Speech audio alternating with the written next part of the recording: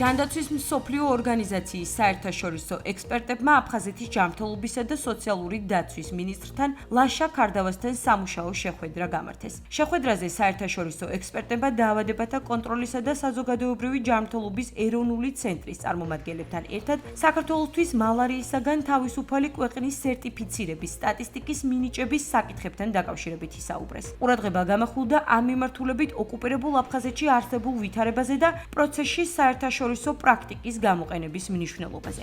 მიმდინარე თვეს დაგეგმილია ჯამნოს მისია, რომელიც საბოლოო შეფასებას ჩაატარებს. ექსპერტების მიერ დადებითი შეფასების შემთხვევაში საქართველო მალარიისგან თავისუფალი ქვეყნის სტატუსს მიიღებს.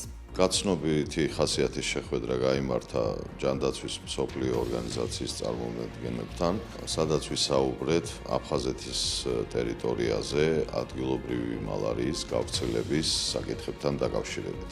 ვიმედოვნებთ, რომ ერთობლივი საქმიანობა აქტიურად გაგრძელდება, რადგან ჩვენ ჭირდება საერთაშორისო გამოცდილება აფხაზეთის ტერიტორიაზე მცხოვრები მოსახლეობისთვის მათი ჯანმრთელი და უსაფრთხო გარემოს უზრუნველსაყოფად. ჩვენ გვყავს მისიაზე ჯანდაცვის მსოფლიო ორგანიზაციის დამოუკიდებელი ექსპერტები ჩამოსულები საქართველოში, რომლებიც აფასებენ მდგომარეობას მალარიასთან მიმართებაში. დავდივართ სხვადასხვა რეგიონში, სხვადასხვა სამსახურებში, სამინისტროებში, მათგან იღებენ ინფორმაციას, რა მდგომარეობა გვაქვს მალარიასთან დაკავშირებით, რამდენად ვართ მზად ქვეყანა მთლიანად, რომ მივიღოთ ეს სტატუსი და ეს ჩვენი ქვეყნისთვის არის საკმაოდ მნიშვნელოვანი ვიზიტები.